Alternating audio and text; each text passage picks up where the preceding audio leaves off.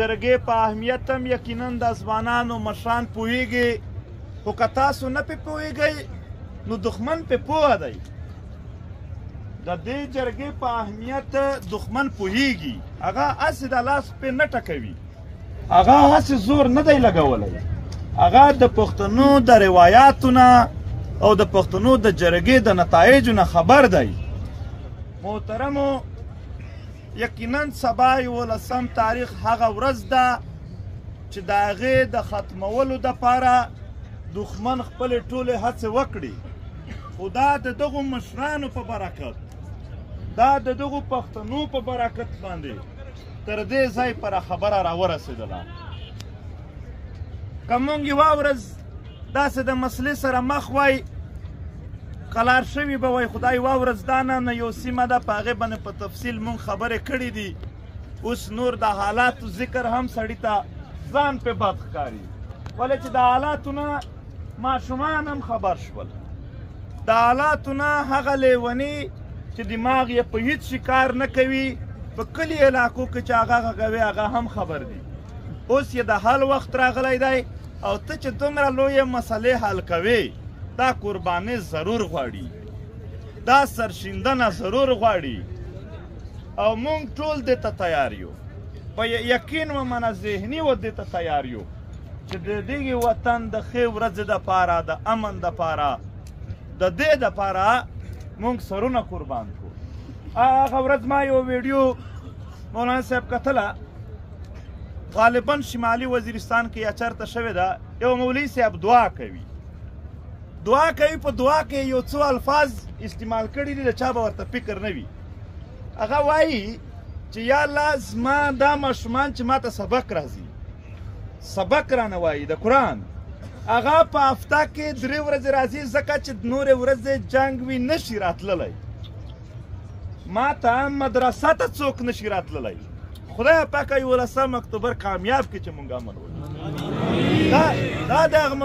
دا د یو مدرسې حال و دا د یو جماعت حال و ته لاړ شه سکولونو ته ته لاړ شه کالجونو یونیورسټیو ته د میندې او پلارونه په خپلو بچو پسې حال ته هم زړونه ښویېدلي وي چې هغو سره به څه کېږي ترجمات مقدس ځای خو زموږ دپاره نشته دی آیا هغه محفوظ دی ستا جومات نه دی محفوظ ستا عیدګاه نه ده محفوظ جنازهګاه نه ده محفوظ ستا مدرسه سکول کالج ستا د وطن یو کور هم نه دی محفوظ یو وګړی نه دی محفوظ زه خبره نه وږدوم داسې ناستی دی چې په دې کې ترتیب نه وي نور مشران ناست دي زه ټولو ته د خپل مشرانو حیثیت ورکوم دوی زموږ مشران دي ټول دوی به خبرې کوي خپل هر څوک به خبره کوي په خپل عقل علم تجربات مطابق خو دومره مې یو څو خبرې ولیدې په پښتون وطن کې چې په سرې ټوپۍ بدلې دي د چا سره ده، د چا سره ده، د چا شنه ده، د چا سپینه ده، د چا توره سره ده، د چا سپینه توره، مختلفې دي، د ټوپۍ مختلفې دي، خو د ټوپۍ لاندې د دې ظلم او ظالم پر خلاف فکر یو دی. د ټول فکر تقریبا یو شوی دی. اوس معنا ډېر ته په بندونو باندې هم خلک نشي را ټیټ کولی. دا ولسي پاڅونونه کېدل په دې کې ټول چې څومره خلک راغلی و هغو د خپلې پارټۍ نه تپوسونه دي، هغو د خپلو تنظیمونو نه تپوسونه دي کړي. یعنې داسې یو حالات راغلی دي چې نور پښتانه د هر مکتب فکر خلکو فکر یو شوی دی، عمل ضرورت لري. او انشاءالله زه د دې جرګې نه هیله دا لرم چې دا به مزید د بیانونو نه د یو فیصلې دپاره کینی، د یو پرېکړې دپاره کینی. ولې بیانونه اوس شوي دي؟ په بیانونو باندې دا زموږ شمالي وزیرستان او تمانځی جرګه یو نیم کال نه لګیا ده او ډېر لوی مزاحمت یې وکړ. هلته مې ځوانانو نه تپوس کولو چې څه داسې نتیجې وینئ. هغو ویل هم چې نورې نتیجې به یې وي یا نه به وي، خو بیان موږ په خپل وطن باندې هر سړي داسې زده کړو، داسې چې اوس نور کم سے کم ځانونه پوهول یا د بل پوهول دا موږ ته اوس ښه اسان شوي دي. په هره پهلو خبره شوې ده. ریاستي واکدارانو پرون اعلان کړی دی چې څوک په دې کې برخه اخلي زه به یې شناختي کارډ او پاسپورټ بلکوم. نو دې دپاره ټول پښتانه را روان دي. دا یې باید د ټولې پښتونخوا شناختي کارډ په یو ځای بلاک کړي او ته به وایې چې که داسې قدرمن پاسپورټ یې هم دی.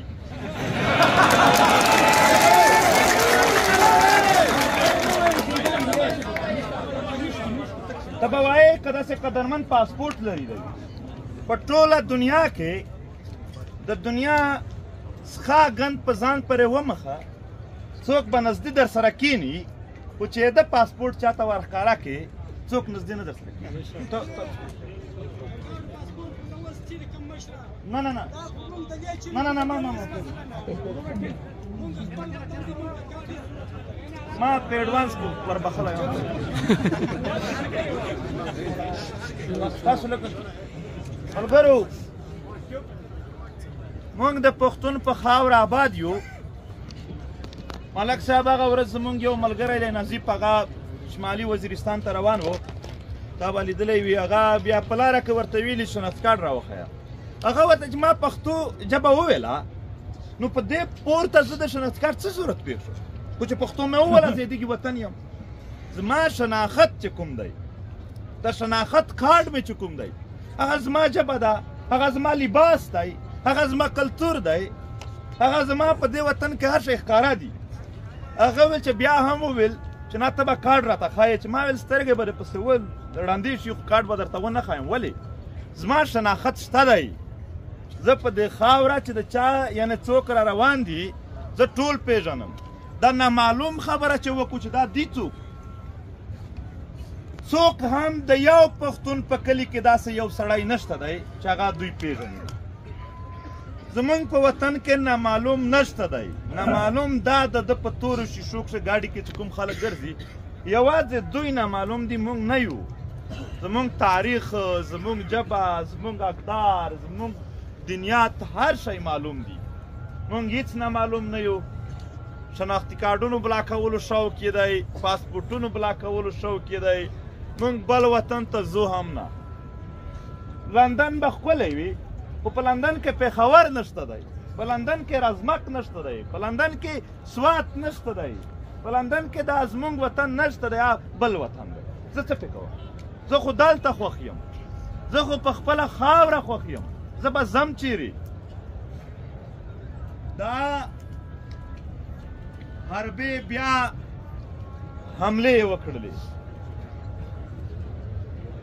شهیدان وشول، نور هم څوک پر شا شوي نه دي. کیدای شي د خلکو دومره اراده نه وه د راتګ، خو دا پښتانه دي چې شهیدان وشول د دوی اراده نوره هم زیاته شوله. نو انشاءالله میدان مو پښتنو د جرګې په اعلان باندې یو څه ګټلی و، بیا دلته په رارسېدلو باندې مو نور وګټلو. یو درنه پرېکړه د ټول په شریکه وکړي چې دا عمل کوو، دا عمل کوو، دا عمل کوو. ټول کام که هر ګوند دی که هره سیمه ده ټول یې په شریکه کوو. دا دې وکړي انشاءالله خواري به وغواړي، ځوانان به بې صبره کېږي نه. ځوانانو فطرت دا دی چې زر تر زره ریټیلیشن وکړي، زر تر زره واپسي جواب ورکړي. خو ځوانانو زر تر زره نه، انشاءالله په طریقه به د ټولو مشرانو د ټولو پښتنو په حمایت به یو سفر روان شي. یو ځل چې سفر روان شو نتیجه یې بیا هم هغه نتیجه راځي چې ته یې غواړې. خدا ده چې ته یې 2 ورځو کې زر غواړې او مشران یې لږ په 15 ورځو کې کار کول غواړي چې مستحکم وي. نو انشاءالله په ټولو مشرانو زموږ باور دی